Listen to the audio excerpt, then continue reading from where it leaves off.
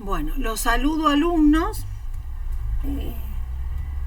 y vamos a tratar el tema de sulfuros. Acá voy a correr un poquito la foto, mi imagen, para que se pueda ver bien todo, se pueda ver bien lo que vamos a tratar. Vamos a tratar el tema de ácido sulfídrico y sulfuros. Recuerdan que este tema fuimos discutiéndolo, lo discutimos mejor dicho, durante el laboratorio de azufre, cuando ustedes tenían que precipitar los distintos sulfuros y explicamos cuál era la influencia del pH. Por lo tanto, este ácido sulfídrico, así como los sulfuros alcalinos, que son solubles, y el sulfuro de amonio, que también es soluble, van a ser justamente los agentes precipitantes importantes para precipitar distintos sulfuros metálicos. Recordemos que la mayor parte de los sulfuros metálicos son insolubles, salvo los sulfuros alcalinos y alcalinos térreos. Recordemos algunas cosas interesantes. El ácido sulfídrico es un gas poco soluble en agua, porque ahí tendremos que analizar las uniones intermoleculares. Su solubilidad alcanza un máximo de 0,1 molar a temperatura ambiente. Es un ácido débil, o sea, un electrolito débil. Aquí tenemos la disociación, las reacciones de equilibrio. Cada uno de estos equilibrios está expresado por una constante, K1 y K2, porque es un ácido diprótico, ¿sí?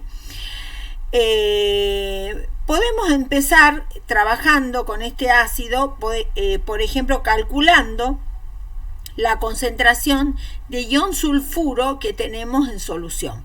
¿Por qué nos va a interesar calcular la concentración de ion sulfuro aportado a la solución en la disociación del ácido sulfídrico? Porque el verdadero agente precipitante es el sulfuro, es el anión sulfuro que se genera por la disociación parcial del ácido sulfídrico.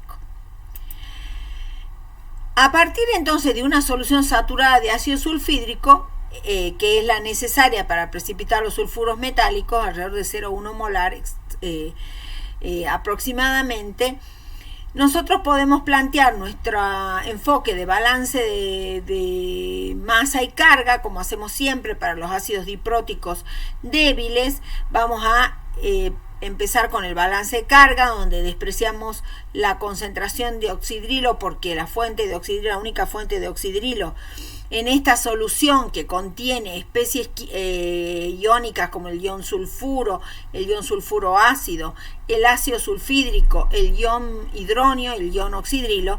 Los oxidrilos son mucho menores, su concentración es mucho menor que la concentración de iones hidronio, mucho menor, entonces los podemos despreciar. Luego, ¿qué analizamos? En el caso de los ácidos dipróticos, analizamos que siempre ocurría para los ácidos polipróticos inorgánicos que el Ka1 es mucho mayor que el Ka2. Entonces, al ser mucho mayor, el equilibrio que nos va a importar a nosotros para medir el pH o la concentración, o calcular la concentración del anión sulfuro, va a ser la primera disociación. Y en esa primera disociación, entonces, eso nos está indicando que la concentración de ion sulfuro va a ser muy pequeña y la podemos despreciar, ¿sí? En este desprecio y en los desprecios que planteamos en el balance de carga, nos va a quedar que la concentración de sulfuro ácido es igual a la concentración de iones hidronio. Entonces, considerando solo la primera disociación y la expresión de la Ka1, podemos a partir de ella calcular la concentración de iones hidronio primero. Sabemos que la concentración de sulfuro ácido en este caso es despreciable también con respecto a ácido sulfídrico, porque vemos el orden de la constante ácida, que es 10 a la menos 8, y para esa concentración de ácido sulfídrico podemos decir que es posible despreciar la concentración de sulfuro ácido frente a la de ácido sulfídrico. Por lo tanto, de aquí calculamos directamente la concentración de iones hidronio y nos da este valor. Con este valor, que es importante, vamos a tratar de calcular la concentración de anión sulfuro. ¿Cómo la calculamos? Tomamos la K2, la expresión de la K2, y tenemos en ella que tanto la concentración de iones hidróneo como la concentración de sulfuro ácido, que ya está demostrado en los pasos anteriores, son iguales. Entonces directamente nos dice que la concentración de ion sulfuro es directamente igual al K2. Esta es una concentración muy pequeña, como se puede ver, y es muy pequeña. Y el ácido sulfúrico, a pesar de que genera una concentración de anión sulfuro muy pequeña en su disociación, el ácido sulfúrico es un agente precipitante de sulfuros metálicos, por supuesto a excepción de los sulfuros alcalinos. De allí su utilidad como reactivo de separación de cationes en química analítica. Entonces, a pesar de que genera una concentración muy pequeñita de anión sulfuro, es un excelente agente precipitante. Vamos a ver que para que se precipiten esos sulfuros, la concentración de este anión sulfuro depende del pH, como ocurre siempre que se trata de aniones provenientes de ácidos débiles. Nosotros podemos ver aquí la primera y la segunda disociación del ácido sulfúrico y sumar las dos disociaciones, que nos queda entonces la ecuación global. Esta es la ecuación global. La ecuación global. Esperen que voy a borrar para que se escriba, para que quede bien claro escrito. Si tomamos en cuenta entonces la ecuación global,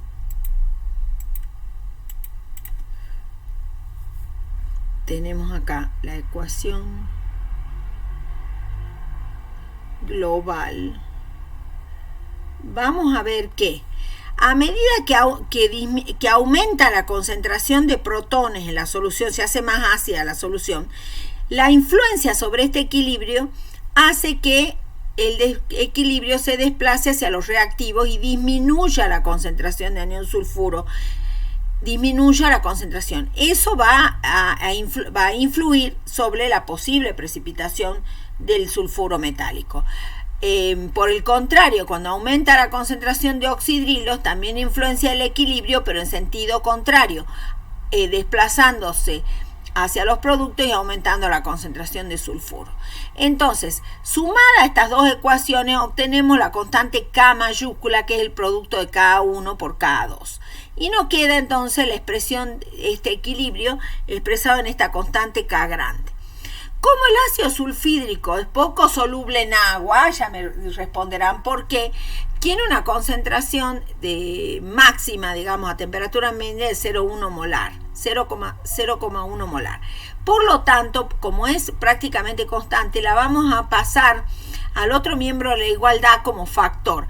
Y a este nuevo producto de factores le vamos a llamar PI, que es lo mismo que producto iónico, ¿sí? Este producto iónico va a ser ahora y va a tener la expresión del producto de la concentración de anión sulfuro por la concentración de protones al cuadrado, ¿sí? Y vemos que este anda en este valor, 1 por 10 a la menos 23. Y es una ecuación muy útil porque me permite relacionar directamente la concentración de anión sulfuro con la concentración de protones.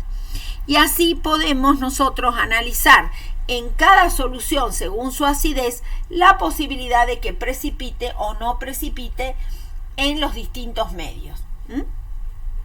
Entonces, tomando en consideración esta ecuación, vemos que el sulfuro, si despejamos concentración de sulfuro de esta expresión, nos va a quedar que el sulfuro es inversamente proporcional a la concentración de protones al cuadrado. Por eso, cuando esta aumenta, la concentración de anión sulfuro disminuye. Y por allí algunos sulfuros no van a precipitar porque el QPS no alcanza a superar al KPS. Recordemos que el QPS tenía la misma expresión matemática del KPS, pero no era igual al KPS, porque el KPS depende solo de la temperatura.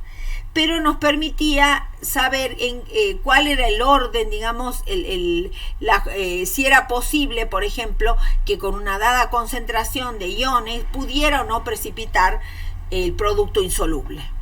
Entonces, si la concentración de protones aumenta y baja mucho la concentración de sulfuro, es posible que algunos sulfuros que tengan KPS más grandes no precipiten, y sí precipiten aquellos sulfuros que tengan KPS menores. Y viceversa, si la concentración de protones disminuye y por lo tanto aumenta la concentración de sulfuro. Podemos aquí calcular, para ir mostrando cómo podemos trabajar con estos cálculos. Calcular la concentración de ion zinc en una solución de sulfuro de zinc.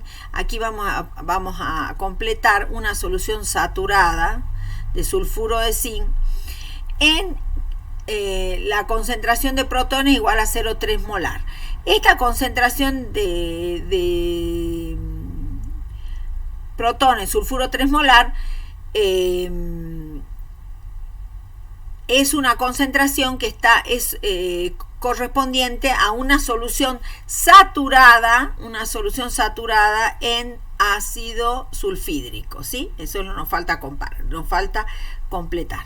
Entonces, en esa solución saturada de sulfuro de zinc, yo tengo esta concentración de protones. Si la solución está saturada en ácido sulfídrico, a ver, vuelvo a repetir porque por ahí hay un juego de palabras. Entonces, calcular la concentración de ion zinc en una solución saturada en ácido sulfídrico, cuya concentración en esas condiciones igual a 0,1 molar, de una solución saturada en ácido sulfídrico de sulfuro de zinc, en que la concentración de protones, en la cual la concentración de protones es igual a 0,3 molar, y tenemos datos como que el KPS del sulfuro de zinc es 2,5 por 10 a la menos 24, siempre los KPS son valores numéricos pequeños, potencias negativas de 10. Entonces, esta es la expresión del KPS del sulfuro de zinc. Aquí vamos a ir corrigiendo, me permiten, voy a corregir el valor del KPS, el verdadero valor del KPS, que es 2,5 por 10 a la menos 24. De acá calculo yo la concentración de ion zinc, que depende, que es igual al cociente del KPS y la concentración de sulfuro. Pero la concentración de sulfuro no la tengo, la puedo calcular a través de la expresión del PI. Y con la expresión del PI, con esta expresión, yo puedo calcular, fíjense de dónde saqué la expresión para calcular el sulfuro, calculo que la concentración de iones sulfuro a esa acidez, a esa concentración de iones hidrógenos, es 1,11 por 10 a la menos 22. Con este valor de concentración de ion sulfuro calculo la concentración de ion zinc, que es 0,022 molar. Fíjense que a una acidez de 0,3 molar, de concentración de iones hidrógenos 0,3 molar, necesito saturando la solución con ácido sulfídrico, necesito una concentración de 0,022 molar. Entonces hago la siguiente consideración. Si comparamos con la solubilidad del sulfuro de zinc, aquí vamos a corregir, si comparamos con la solubilidad del sulfuro de zinc, no sé qué pasó acá, si comparamos entonces con la solubilidad del sulfuro de zinc, acá está, entonces vemos esta expresión, sabemos que el KPS es igual a S al cuadrado, que es la solubilidad molar, despejamos la solubilidad molar y es 1,59 por 10 a la menos 12. O sea que la solubilidad del sulfuro de zinc es muchísimo menor que la concentración de sulfuro de zinc, de ion zinc necesaria para que precipite el sulfuro de zinc en este nivel de acidez, con esa concentración de iones hidronio. Por lo tanto, podemos concluir algo. Este valor nos indica que cuando la acidez es de 0,3 molar, la concentración de ion zinc aumenta, aquí vamos a ver, aumenta mucho la concentración de ion zinc necesaria para precipitar, vamos a poner, para precipitar el sulfuro de zinc, y esto lo vamos a poner acá, aumenta mucho, y significa que todo esto significa aumenta mucho, y aquí podemos cambiar un poquito el texto para que quede mejor. Esto significa entonces,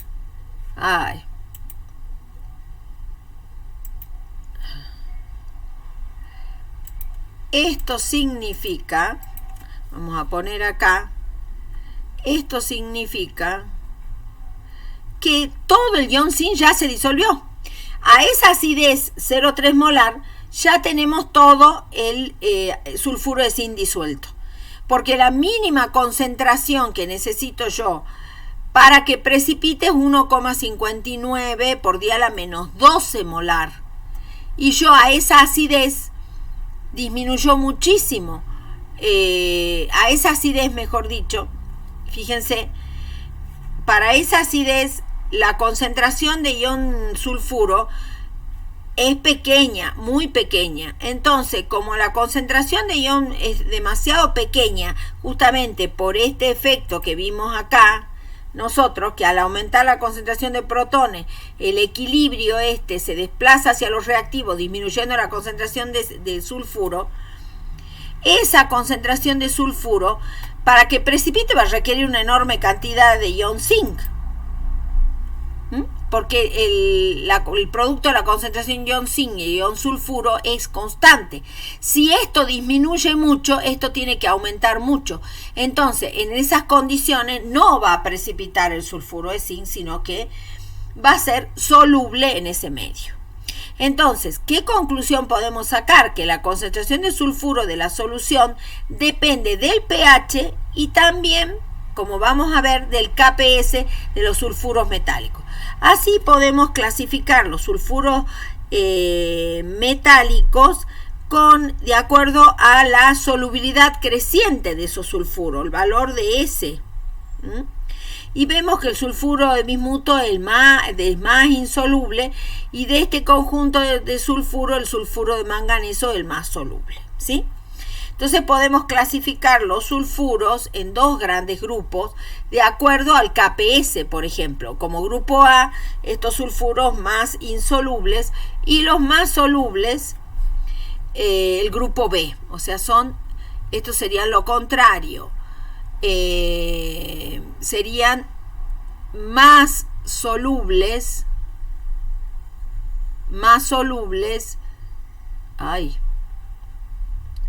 y mayor KPS, ¿sí? Entonces así tenemos dos ejemplos de dos sulfuros, el sulfuro de níquel y el sulfuro de cobre. Ahí están los KPS de los dos.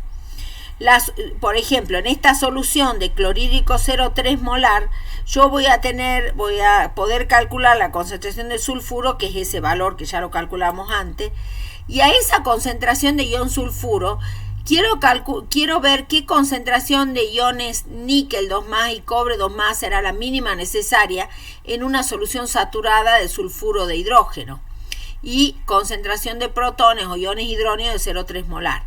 Vemos que la concentración de ion cobre es mucho menor para que precipite el sulfuro correspondiente que la concentración de ion níquel, que es muchísimo mayor. Y estas son las concentraciones mínimas, vamos a ver plural, necesarias de los cationes para que precipiten ambos sulfuros. Entonces los valores calculados nos indican que la concentración de níquel necesaria es mucho mayor que la concentración de cobre. Por tanto, a la concentración de iones hidróneo de 0,3 molar no precipita el sulfuro de zinc. El sulfuro de níquel, perdón. El sulfuro de níquel no precipita y sí va a precipitar el sulfuro de cobre porque requiere una concentración de ion cobre mucho menor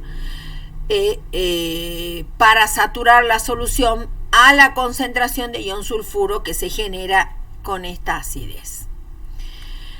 Vamos a ver otros cálculos, por ejemplo, Una solución, por ejemplo, tiene la concentración de ion plomo y la concentración dos cationes. Concentración de ion plomo 2 más y concentración de manganeso 2 más, 0,01 molar. Y está saturada con respecto al ácido sulfídrico. Con esos datos de concentración de iones, la pregunta que se plantea es cuál será el intervalo de concentración de protones en el cual precipitará el sulfuro de plomo sin precipitar el sulfuro de zinc. Si vemos acá, de este lado coloqué todos los datos del sulfuro de plomo y del lado izquierdo y del lado derecho todos los datos del sulfuro de manganeso. Y vemos por el KPS, evidentemente el sulfuro de plomo es del primer grupo de los sulfuros más insolubles de menor KPS, y el sulfuro de manganeso es todo lo contrario, es de los sulfuros más solubles de mayor KPS. Entonces, con esos datos calculo la concentración de sulfuro mínima necesaria que necesitan ambos para precipitar. Y vemos que hay una diferencia notable con la concentración mínima necesaria de sulfuro que necesita el sulfuro de plomo con respecto a la que necesita el sulfuro de manganeso. Con esos datos calculo la concentración de protones necesaria. Y vemos que es mucho mayor la concentración de iones hidróneo a la cual precipita el sulfuro de plomo con respecto a la concentración de iones hidróneo a la cual precipita el sulfuro de manganeso. Entonces, ¿para qué? Mantener la concentración de protones en una mezcla, por ejemplo, en que tengamos los dos iones en solución, iones plomo, iones sulfuro, la concentración de protones se te va a tener que mantener mayor a 3,5 por 10 a la menos 7 molar, pero menor o igual a 6,59. Puede ser igual y aún voy a tener saturada la solución, voy a tener una concentración de sulfuro mínima necesaria para precipitar.